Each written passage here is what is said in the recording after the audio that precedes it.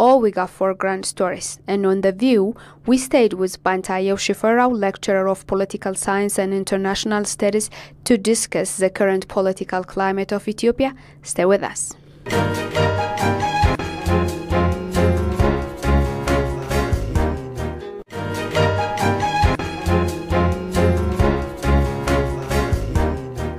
There are intermediate factors and immediate factors. It was always that the conflict will actually break out between the TPLF-led government and the federal government, because there has been an escalation of situations that the TPLF-led government didn't want what was being done by the federal government, and at the same time the federal government was not in favor of what TPLF was advocating for.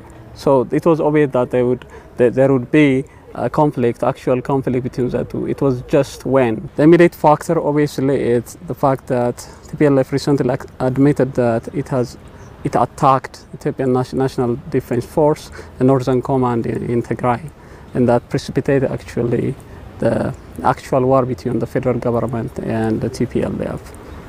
This is the immediate factor, I think, that actually caused the conflict. But there are also intermediate factors in the sense that there has been an increasing escalation of situations between the federal government and the TPLF-led government in Tigray. This started with coming into power of the Prime Minister Abiy in March 2018, and though there seemed to be some form of cordial relations when it started, but things began to change when the TPLF began to question Abiy's legitimate mandate to conduct international relations, particularly the federal government's relation with Eritrea, and things began to change again afterwards. And there has been a controversy between the TPLF and then members of the PRDF coalition that the Prime Minister spearheaded the formation of a new political party, the Prosperity Party, and TPLF didn't want that because of different factors, and that also contributed to the relationship between the two actors to be. And there are also other incidents. The fact that the Ethiopian government, the Electoral Board of Ethiopia, postponed the election due to COVID and other factors, and the TPLF rejected that this is a pretext to actually stay in power by the Prime Minister Abiy's led government in Addis Ababa, and the TPLF then actually held its own elections that was thought to be illegitimate by the federal government.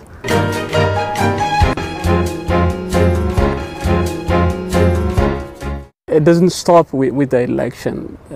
It is a kind of political tactic to have some form of leverage over the federal government, because the federal government, in a way, where there had been such an increasing escalation of situations.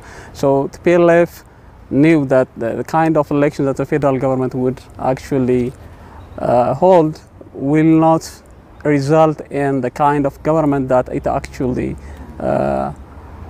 foresaw at the time. So it didn't want to be part of that.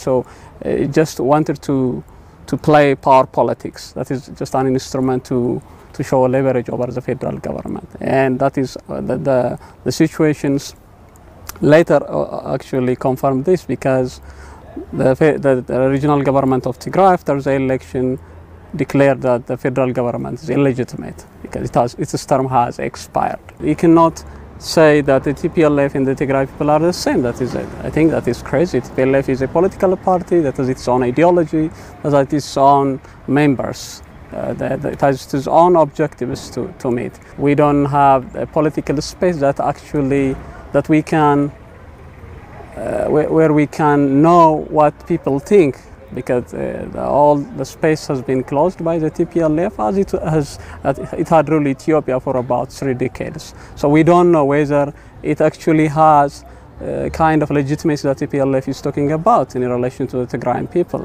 But we cannot say theoretically that a political party is similar to or what a political party thinks is similar to what people think.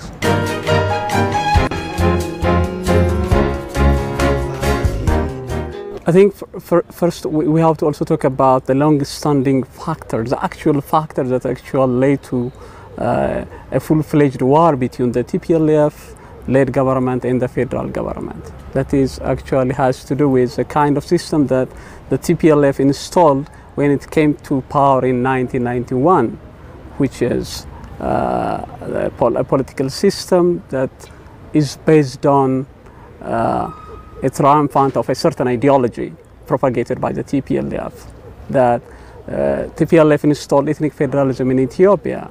And this is a kind of federalism that is unique anywhere in Africa and in the Oral Raj. The kind of federalism that was inspired by ideology, that our constitution starts with "We, the nation, nationals and peoples of Ethiopia." These words were directly copied from Joseph Stalin. So this has led to actually coming up with a constitution that actually has a historical understanding of there has been oppressed and oppressed relationship between societies, and Amhara being the oppressor and the oppressed being the others. So this is a kind of remedy, that the constitution we have is a kind of remedy for the kind of problem that TPLF and its partners were talking about. We have to understand that the current conflict is a result of what the kind of system that has been installed in the country since the coming into power of the PRDF. We have a system that actually does not recognize the citizenship rights of citizens all over the country. We have regional constitutions that are actually ratified on the basis of the federal constitution that do not give the citizenship right to residents in a certain regions. We can cite, for instance, the Oromia Regional States Constitution, the Benishangul Regional States Constitution, that this constitution actually make people stateless. They don't have any representation in the lower layer of administration. They don't have representation in the city council. They don't have representation in the state council because they are considered to be outsiders.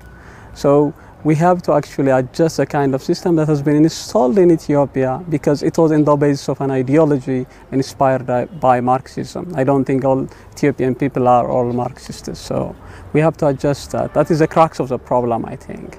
That's why we have gruesome massacres in different parts of the country.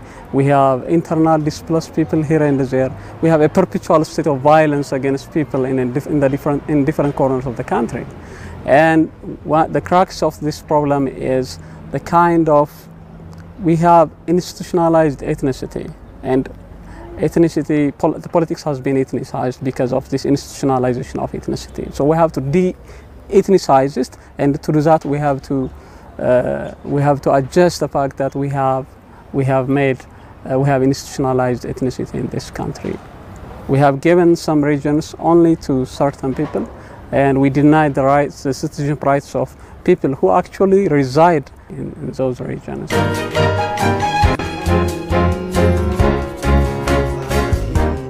It is understandable that due to the politicization of history, due to ethnicization of politics, if the Prime Minister Abiy, for instance, come up, no, we have to start revising this constitution, we have to take actions, and that is going to be a problem. I understand that, but what I'm saying is we have to start the conversation. People like outside of politics, academics, they have been, publishing in reputable journals about the challenge that Ethiopia is facing is due to ethnic federalism. So we have to start that conversation. This is a problem. And we may have people who say, no, this is not a problem. But we have to start that conversation. We have to argue. But the constitution was ratified not by the people on the ground. It was just a manifestation of the then victors in the 1990s in Ethiopia. The TPLF, the ideological affiliation or ideology of the TPLF was reflected in the constitution. Even the Article 39 that people, the national people of Ethiopia have the right to self-determination and up to including secession. That was in the manifesto of the TPLF when it was all started.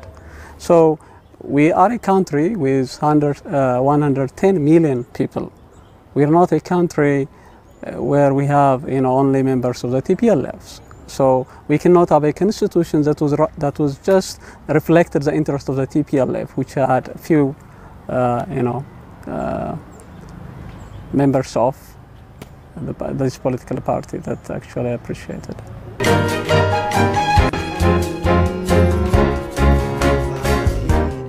People have been dying. There has been gruesome attacks against innocent people in every corner of the country. People begin to see this. This has become visible because we have had a political liberalization since 2018. But such incidents have been going on since the coming into power of the PRDF. So we have not seen anyone taking responsibility for that. And we don't see people in the government still taking responsibility for what is going on. There has been this blame here and there by government officials. This is a TPLF, this is Oromo Liberation Front, this and that. But they have to also take responsibility. You don't have to kill people yourself. But the fact that you are representing people, you are in government, you are not taking actions, you are not fulfilling the minimal duty of the government, which is peace and security, so you're responsible. So I think people in government have to begin to understand that this is their failure of not discharging their responsibility that people are dying. So they have to start to take responsibility themselves, and they have to bring those perpetrators to justice. When we talk about regions, we are talking about people on the ground, people from different background, from different ethnicity, from different religion, from different areas. All of them don't benefit from the violence that we have seen. They don't benefit from the displacement, not because sooner or later this will actually come back to them in one way or another. So I don't think regions, though they are a source of, some regions, though they are a source of violence, they are a source of displacement, I don't think they are benefiting from it.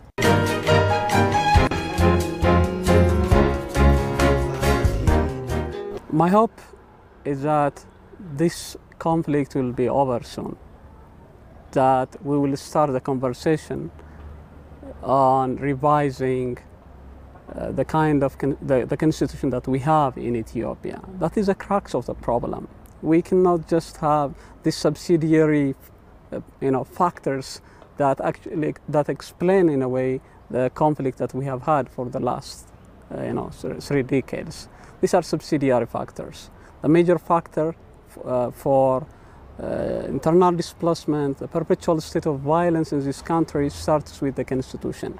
So at least I know it is hard for the Prime Minister and the federal government to just revise the constitution right away, but at least we have to start the conversation, because that's where the problem is. There is no serious scholar, social science scholar, not just Ethiopian, foreign scholar on Ethiopian politics that does not subscribe to the idea that the crux of the problem, Ethiopia's problem, is the constitution, ethnic federalism. This is strange, not just in it. It's strange in Ethiopia, it is strange in Africa, it is strange in the world. There are reasons why people have not made, or states have not made, ethnic federalism as a structure of a state, because it creates polarization, and that polarization creates conflict, and that conflict also creates displacement, massacres, etc., etc. So the way forward for me is to start at least a conversation on revising this Stalinist constitution that has made millions of Ethiopians stateless. I think Ethiopia's problem, as I said earlier, is not about a kind of conflict that we happen to see in different corners of the country now. We have a bigger problem, that is, we don't have similar visions. People have their own ideologies, people have their own visions. When people are talking about Ethiopia, they don't have similar visions. So we have to have that conversation. It is okay that people have different visions, but if that vision does not reflect, like the fact that people's right have to be respected, they have to their right to live, the right to property, the right to security, and these basic rights, basic human rights, are not respected, then that's the problem. So we have to begin to say that this is wrong and this is right. That's why I said it has to start with the constitution, because we have a very strange constitution that doesn't even give, human rights to people who actually are perceived to be are not from certain area.